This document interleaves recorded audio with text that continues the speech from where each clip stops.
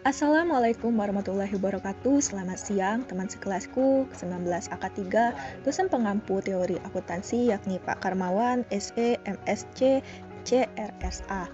Baiklah, pada minggu ini kita akan membahas materi yang berjudul akuntansi inflasi.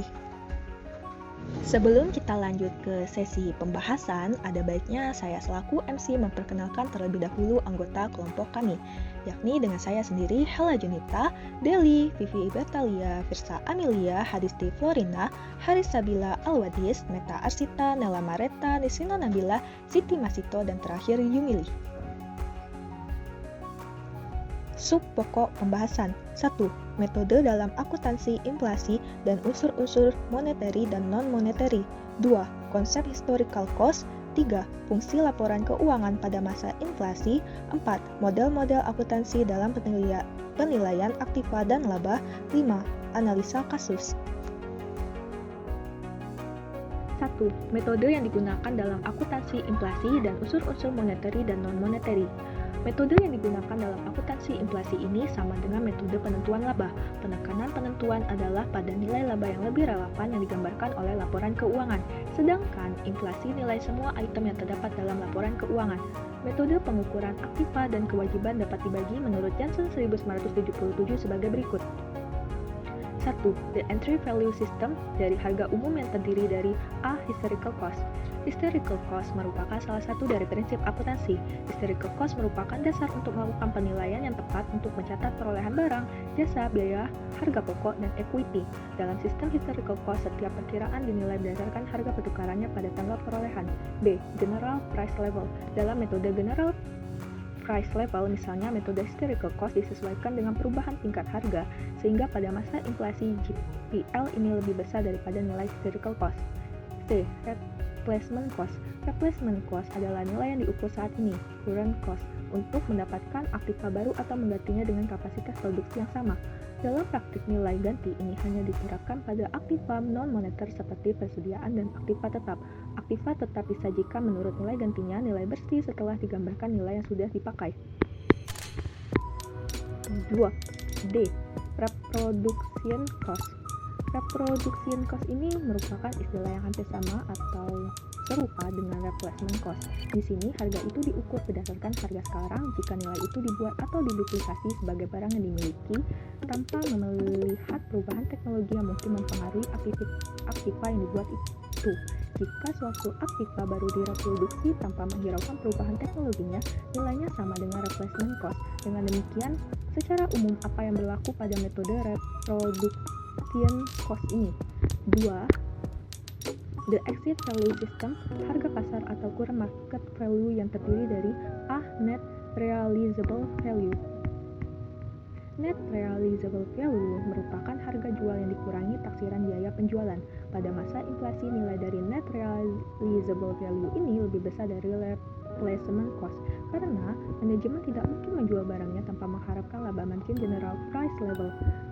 Pengukuran dalam metode ini dihitung berdasarkan perbedaan antara harga jual aktiva itu pada awal dibandingkan dengan pada akhir. B. Selling price. Di sini nilai yang dipakai adalah harga jual tanpa dikurangi biaya penjualan, sehingga laporan keuangan yang disusun menurut selling price ini akan lebih besar daripada net realizable value dan metode lainnya. C. Expected value. Metode ini sangat bergantung pada pengharapan seseorang. Jadi bisa lebih besar atau lebih kecil dibandingkan dengan metode lain, karena expected value ini merupakan gambaran dari present value kas di masa yang akan datang. Baiklah, selanjutnya akan dijelaskan oleh rekan kami yakni Haris. Silakan Haris. Apa yang dimaksud dengan monetary item dan non-monetary item? Yang pertama, monetary item adalah aktiva atau kewajiban yang dinilai atau disajikan dalam unit uang yang tetap, contohnya kas atau kewajiban. Yang kedua, non-monetary item adalah nilai di mana jumlah uangnya tidak ditetapkan menurut kontrak perjanjian, contohnya aktiva tetap. Baiklah teman-teman, kita akan melanjutkan ke materi selanjutnya, yaitu ada konsep historical cost.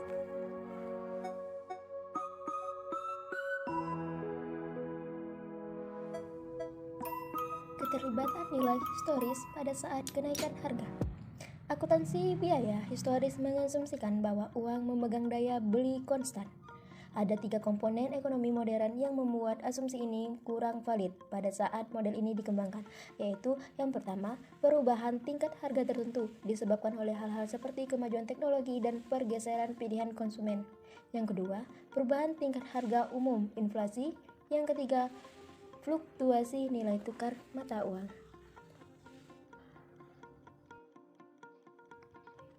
Konsep akuntansi untuk perubahan harga. Yang pertama, Current Purchasing Power Accounting atau CPPA. Kekurangan dari CPPA adalah perubahan dalam harga barang dan jasa. 2. Pengguna mengira nilai yang disesuaikan adalah aset. Yang kedua, Current Cost Accounting atau konsep akuntansi nilai sekarang. Kelebihannya, jumlah yang seharusnya dibayar oleh perusahaan. Identitas dari penyimpanan laba atau rugi. Yang ketiga, nilai aktiva pada perusahaan. Yang keempat, penjumlahan aktiva dinyatakan dalam nilai sekarang. Oke, lanjutan. Dari kelebihan konsep tadi ada pelaporan current operating profit. Kelemahannya, pengguna current cost adalah subjektif karena sangat sulit menentukan harga perolehan sekarang yang pasti setiap saat. Ketiga, Continuously Comparing Accounting atau COCOA. Menurut COCOA, daya beli uang yang tidak konstan tetapi harus berubah. Kekuatan, mudah bagi akuntan untuk memperkerjakan dalam mengembangkan neraca dan laporan. Kedua, memprediksi biaya mengalokasikan untuk depresiasi jauh lebih sederhana dan lebih akurat. Ketiga, neraca COCOA memperkirakan perusahaan akan terima jika menjual setiap aset. Yang keempat, pelaporan adalah panduan. Kelemahannya, menurut perubahan mendasar dalam praktik akuntansi. Kedua, aset mungkin memiliki harga jual rendah di pasar. Ketiga, neraca COCOA gagal untuk memperhitungkan nilai internal aset. Yang keempat, gagal untuk memperhitungkan pengacuan suatu entitas pada lingkungan.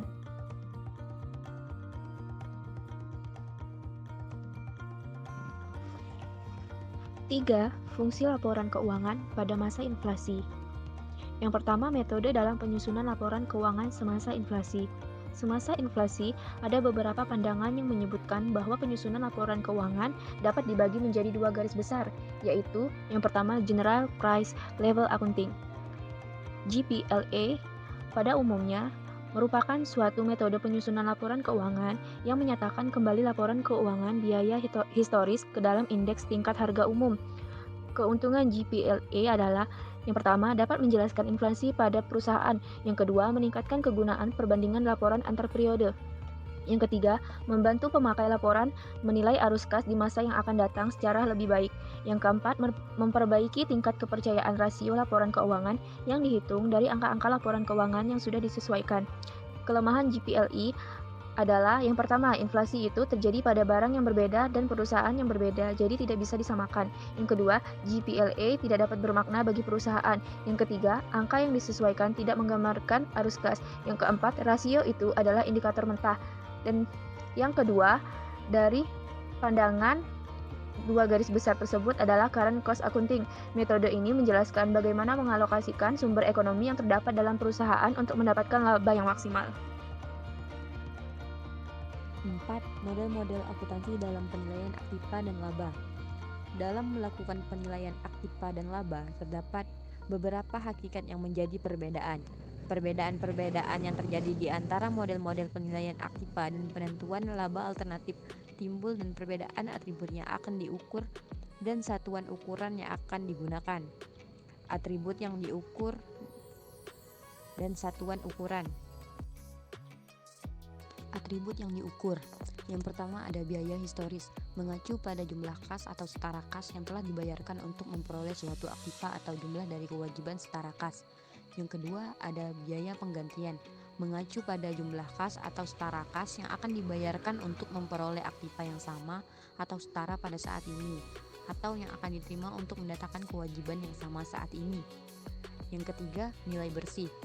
mengacu pada jumlah kas atau setara kas yang akan diperoleh melalui penjualan aktiva pada saat ini atau yang akan dibayarkan untuk melunasi kewajiban saat ini. Yang keempat ada nilai kapitalis. Nilai kapitalis mengacu pada nilai sekarang dari arus kas bersih yang diharapkan untuk diterima dari pengguna aktiva atau arus keluar bersih yang diharapkan akan dikeluarkan untuk melunasi kewajiban. Satuan-satuan ukuran. Yang pertama satuan uang, yang kedua satuan tingkat daya beli. Contoh di Amerika Serikat dan kebanyakan negara lainnya, laporan keuangan konvensional dinyatakan dalam satuan uang. Namun, mengingat terjadinya penurunan dari tingkat daya beli atau dolar secara terus-menerus, satuan ukuran yang lain yaitu satuan tingkat daya beli telah sering dipresentasikan sebagai alternatif yang diinginkan karena satuan ini mengakui perubahan yang terjadi dalam tingkat harga umum.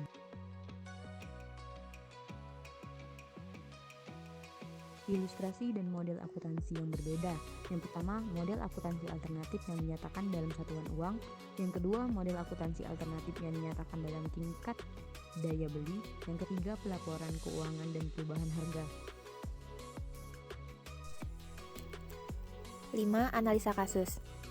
Baiklah, di sini saya akan menjelaskan sedikit tentang gambaran secara jelas beberapa alternatif model akuntansi dengan menggunakan kasus.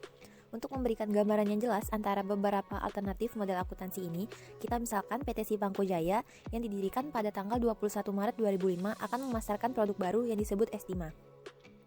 Modal berjumlah Rp30.000, utangnya Rp30.000 dengan bunga 10%. Pada tanggal 1 Januari, PT Sipangko Jaya memulai kegiatannya dengan membeli 6.000 unit Estima dengan harga Rp10 per unit. Pada tanggal 1 Mei, perusahaan menjual 5.000 unit dengan harga Rp15 per unit. Sementara itu, perubahan tingkat harga selama tahun 2005 adalah sebagai berikut yang dapat dilihat di tabel yang telah disiapkan.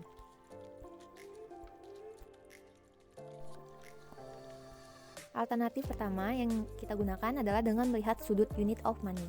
Alternatif yang kita bahas di sini adalah menyangkut kesalahan yang timbul karena waktu.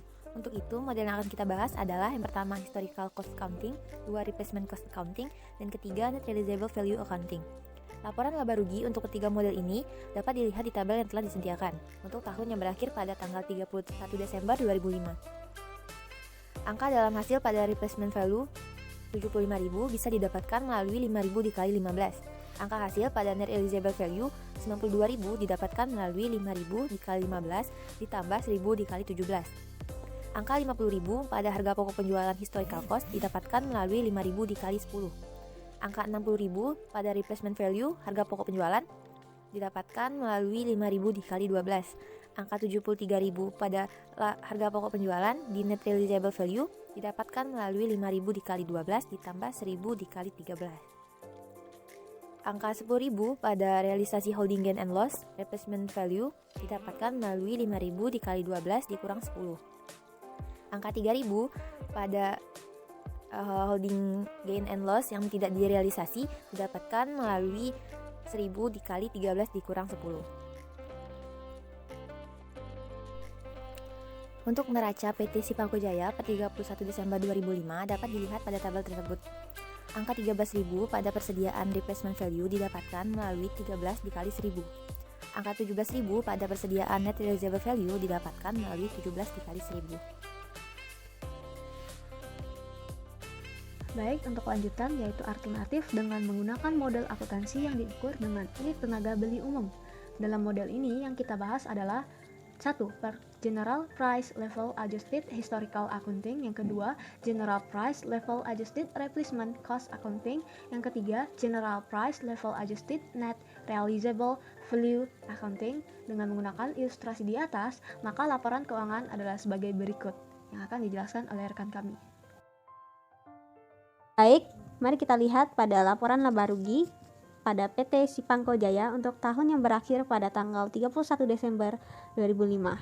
Bisa dilihat pada tabel berikut, yaitu saya akan menjelaskan langsung tentang keterangan historical cost, replacement value, kemudian net realizable value. Itu yang pertama yaitu hasil 90.000, 90.000 dan 107.000.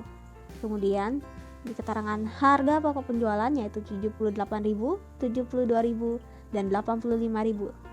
Di keterangan laba kotor yaitu 12.000, 18.000 dan 22.000.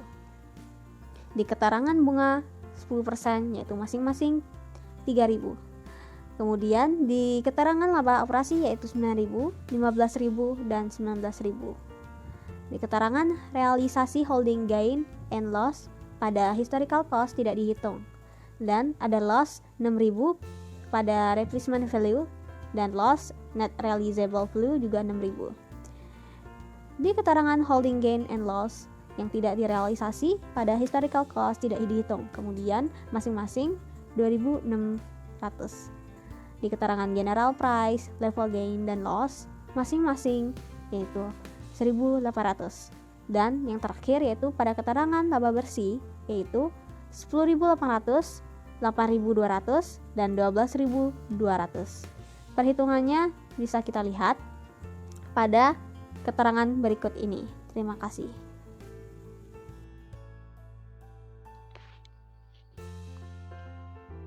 PT Cipangko Jaya. Neraca menurut General Price Level per 31 Desember 2005. Keterangan Aktiva. Terdapat akun kas dan persediaan. General Price Level adjust historical accounting pada kas yaitu 72.000. General Price Level adjust replacement cost accounting pada kas yaitu 72.000. General Price Level adjust net realizable value accounting pada kas yaitu 72.000. General Price Level adjust historical accounting pada persediaan yaitu 15.600 pangkat 1. General Price Level adjust replacement cost accounting pada persediaan yaitu 13.000. General Price Level adjust net realizable value accounting pada persediaan yaitu 17.000. General Price Level adjust historical accounting total aktiva yaitu 87.600. General Price Level adjust replacement accounting total aktiva yaitu 85.000. General Price Level adjust net realizable value accounting pada total aktiva yaitu 89.000. Pasipa terdapat akun obligasi modal. GPLHC pada obligasi yaitu 30.000. GPLRC pada obligasi yaitu 30.000. GPLNRIA pada obligasi yaitu 30.000. GPLHC pada modal yaitu 46.800 pangkat 2. GPLRC pada modal yaitu 46.800. GPLNRPA pada modal yaitu 46.800. Laba ditahan. Terdapat akun realized, unrealized, laba atau rugi, General Price Level. GPLHC pada realized yaitu 9.000. GPLRC pada realized yaitu 9.000. GPLNRPA pada realized yaitu 9.000. GPLHC pada unrealized yaitu 0. GPLRC pada unrealized dalam kurung 2.600 pangkat 3. GPLNRPA pada unrealized yaitu 1.400 pangkat 4. GPLHC pada laba atau rugi General Price Level yaitu 1.800. GPLRC pada laba atau rugi General Price Level yaitu 1.800. GPLNRPA pada laba atau rugi General Price Level yaitu 1.800 pangkat 5. General Price Level HC total pasipa yaitu 87.600. GPLRC pada total pasipa yaitu 85.000. GPLNRPA pada total pasipa yaitu 89.000. 2.600 sama dengan 13 dikurang dalam kurung 10 kali 156 dibagi 100 dikali 100. 1.400 adalah sama dengan unrealized operating gains ditambah unrealized holding gains sama dengan 4.000 ditambah dalam kurung 2.600 dikurang 4.000 sama Tambahkan dalam kurung 17.000 dikurang 13.000. Baik, untuk perhitungan laba rugi general price level bisa dilihat pada tabel berikut ini. Analisis tipe kesalahan dari masing-masing model. Nomor accounting modelnya terdapat historical cost accounting, replacement cost, net realizable value accounting, general price level adjust historical cost accounting, general price level adjust replacement cost accounting, dan general price level adjust net realizable value accounting. Kesalahan-kesalahan yang dilihat adalah timing error yang dibagi menjadi 3, yaitu operating profit, holding gains, dan measuring unit error.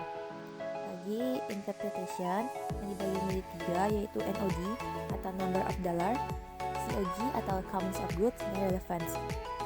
Dalam historical cost accounting terdapat operating profit, holding gains, measuring unit error, NOD, NOG, dan relevance. Dalam replacement cost, ya, hilang, ya, laba rugi ya, harta ya, dan harta. Dalam net realizable value accounting, hilang, ya, laba rugi dan utang, aktiva moneter dan utang, aktiva moneter. Dalam general price level adjust historical cost accounting, ya, hilang, ya. Dalam general price level adjust replacement cost accounting, ya, hilang, ya. Dalam general price level adjust net realizable value accounting, hilang, ya. Untuk dapat lebih jelasnya dapat dilihat di tabel yang telah disediakan. Sekian presentasi dari kelompok kami terkait materi akuntansi inflasi. Kami harap materi yang telah dijelaskan dapat dipahami dan dimengerti oleh teman-teman semua dan bermanfaat bagi kita semua tentunya. Jika ada kesalahan baik itu dari segi penyajian ataupun tutur kata dan lain sebagainya, saya mohon maaf, kami semua mohon maaf. Dan semoga di kesempatan berikutnya kami mampu mempresentasikan sesuatu yang lebih baik daripada ini. Dan terakhir kami membuka sesi tanya jawab. Jadi silakan bagi teman-teman yang ingin bertanya. Baiklah, saya tutup. Assalamualaikum warahmatullahi wabarakatuh. Semoga kita selalu diberi perlindungan oleh Allah Subhanahu wa taala dan semoga kita selalu bisa mengikuti pelajaran untuk kedepannya.